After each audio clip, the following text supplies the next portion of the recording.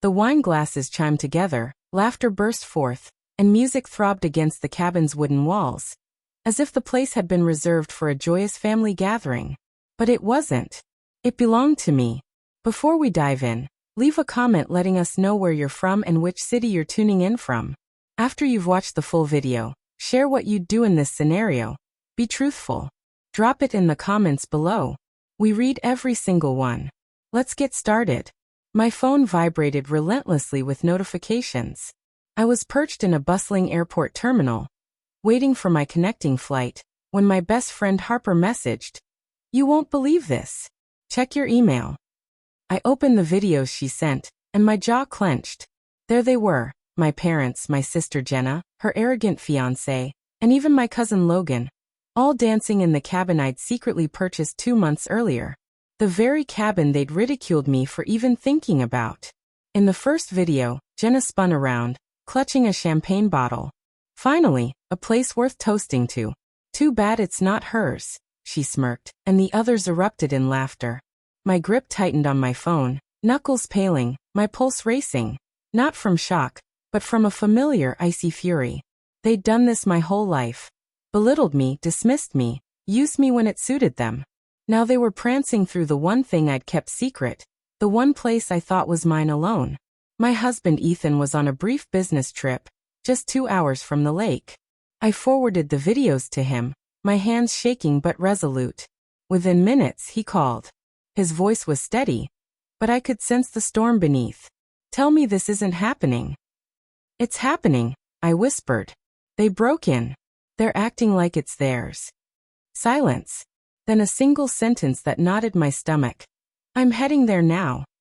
I sat frozen in the terminal, earbuds in, watching another video Harper had filmed through the window.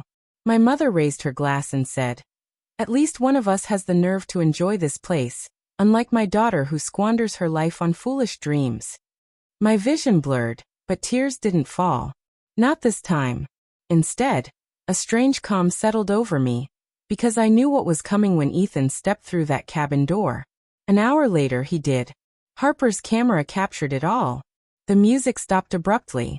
Laughter dissolved into silence.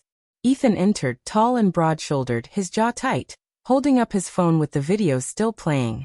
He didn't need to raise his voice. His expression alone turned their party into panic. The cabin door slammed shut, louder than any song they'd played. Claire's family froze. Champagne glasses still raised.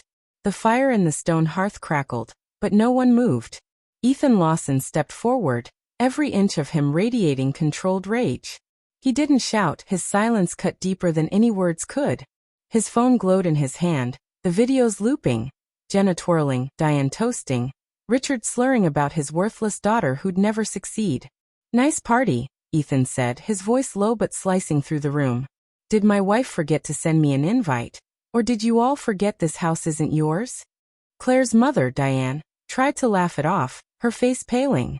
"Ethan, darling, don't be so dramatic. We were just having fun."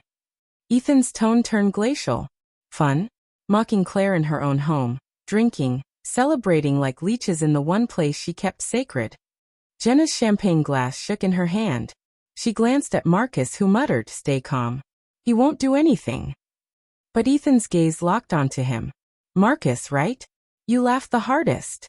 Find it amusing to trash your fiancé's sister behind her back." Marcus opened his mouth, but no words came. Richard stood, puffing out his chest as if to reclaim control. "Look, Ethan, this family gave Claire everything she has. She owes us.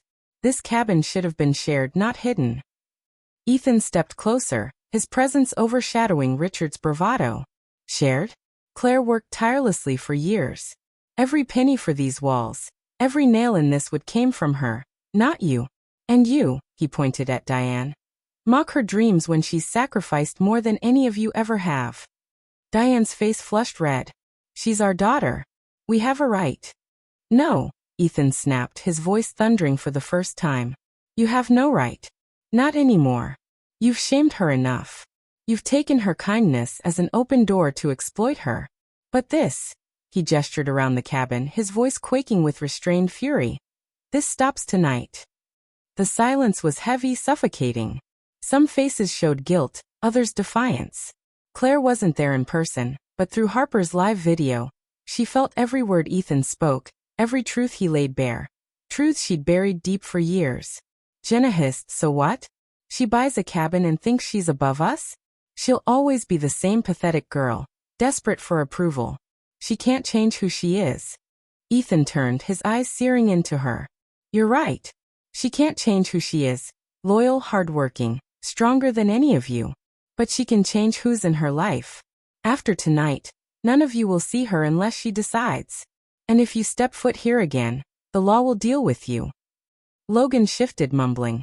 Come on, Jenna, maybe we crossed a line. Crossed a line? Ethan snapped. You filmed yourselves mocking her. You broke into her haven and ridiculed the woman who's endured your abuse for years. Tell me, Logan, was it funny when you heard her mother call her a failure? Did it make you feel strong? Because all I see are cowards hiding behind each other's laughter. The words hit like blows. Richard's jaw tightened, but his gaze dropped. Diane's lips quivered, excuses trapped in her throat. Ethan pocketed his phone and stood tall. Here's how it's going to work. You leave now. You walk out and never set foot in Claire's cabin again. You don't call her. You don't show up uninvited. You don't mention her name at gatherings unless it's with respect. Or what? Jenna spat, her pride masking her fear. Ethan leaned in, his voice a chilling whisper. Or I'll make sure the whole town knows exactly who you are. I'll show them every video, every insult, every toast you made at her expense. And when your so-called friends see the truth, it won't be Claire's reputation that's ruined, it'll be yours. The room fell silent. No one dared challenge him. Even Jenna, her face contorted with anger, was speechless. Ethan stepped aside, pointing to the door. Get out. Chairs scraped, glasses clinked back onto the table, coats were grabbed. One by one they left, Diane muttering under her breath, Richard silencing her with a grip on her arm. Jenna storming out with Marcus trailing, Logan staring at the floor. When the last car roared away down the winding road, Ethan exhaled. He stood in the trashed cabin, surrounded by empty glasses and scattered confetti, but the silence now was calm. He picked up Claire's favorite blanket, folded it gently, and whispered, They'll never hurt you again, Claire. Not while I'm here. Miles away in the airport, tears finally spilled down Claire's face, not from pain, but from the relief of knowing someone had finally stood up for her when her own family wouldn't. The next morning, the taxi crunched up the gravel road, delivering Claire to the cabin. Morning fog hugged its edges like a quiet secret. For weeks she'd pictured arriving as its proud, secret owner. Instead, her chest ached with the memory of Harper's videos, her family laughing, drinking, tearing her down as if she were a punchline. Ethan waited on the porch, his eyes softening as she stepped out of the car, suitcase in hand, exhaustion carved into her face. He strode down the steps and pulled her into his arms before she could speak. They're gone, he murmured, his voice firm against her ear. And they're not coming back. Claire held him tightly, a sob breaking through the sting in her throat. I watched it all, Ethan. Every word they said. I thought I was used to it, but it felt like they tore something out of me again. Ethan pulled back, brushing her cheek. They didn't tear anything out. They just showed who they really are. You still have what they'll never touch, your strength, your freedom, and me. Claire nodded, but anger still simmered inside her. She dragged her suitcase inside, and the sight nearly broke her. Wine stains on the rug, crumbs on the counter, chairs scattered like a storm had passed through. They hadn't just invaded her sanctuary, they'd defiled it. This was supposed to be my refuge, she whispered, her voice breaking. The one place that was mine, and they turned it into a mockery. Ethan rested a hand on her shoulder. Then we reclaim it. Not just the cabin, but your story. No more being their punching bag. No more letting them control the narrative. This is your chance to show them you're done playing small. Claire sank onto the couch, memories flooding her. Her father sneering when she rejected law school. Her mother laughing when she missed a promotion. Jenna mocking her for dreaming too big. It was always the same refrain. Claire's not enough. But last night had shifted something. Ethan's steady, fearless voice had cut through years of their cruelty. He hadn't just defended her. He'd forced them to face themselves. They think I'll come crawling back. Claire said, her voice steadier. They've always banked on it, that no matter how they treat me, I'll show up, forgive them, let them back in. Not this time. Ethan sat beside her. So what do you want to do? Claire's eyes sharpened. I want them to see they don't owe me anymore. I want them to feel the silence of my absence, the weight of not having me as their punching bag. And when they realize I don't need them, that'll be my revenge. Harper arrived later, arms full of groceries, eyes wide at the mess. Wow, they really trashed the place. I still can't believe you didn't rush here last night. Claire gave a faint smile. If I had, it would have been a fight. Watching Ethan handle it, that was enough. They looked terrified, Harper. For once, I wasn't the weak one in their eyes. Harper squeezed her hand. You were never weak, Claire. They just convinced you of it. All day, Claire and Ethan worked together, cleaning the cabin, restoring the sanctuary she'd envisioned. Each scrubbed wine stain, each discarded broken glass felt like erasing another wound they'd inflicted. By evening, the cabin was still, golden light streaming through the windows, the lake shimmering beyond the trees. Claire stood at the window, her reflection weary but resolute. They'll call, Ethan said from behind her. They'll try to justify it, twist it, make you feel guilty. Are you ready? Claire's lips curved into a bitter smile. Let them call. This time I won't pick up. As if on cue, her phone buzzed. Caller ID. She let it ring. Then Jenna called. Then her father. Claire set the phone face down on the counter and turned to Ethan. The silence will say more than any words could. Ethan looked at her with quiet pride. That's my wife. For the first time in years, Claire didn't feel like a daughter grasping for crumbs of affection. She felt like herself, strong, independent. And she knew this was just the start of her transformation. Revenge wasn't always loud doors or sharp words. Sometimes, it was the quiet power of absence, the undeniable truth that they no longer held sway over her life. The cabin was hers. Her life was hers. And they'd have to live with that. The silence held for 3 days of unanswered calls, ignored texts, and unopened voicemails piling up.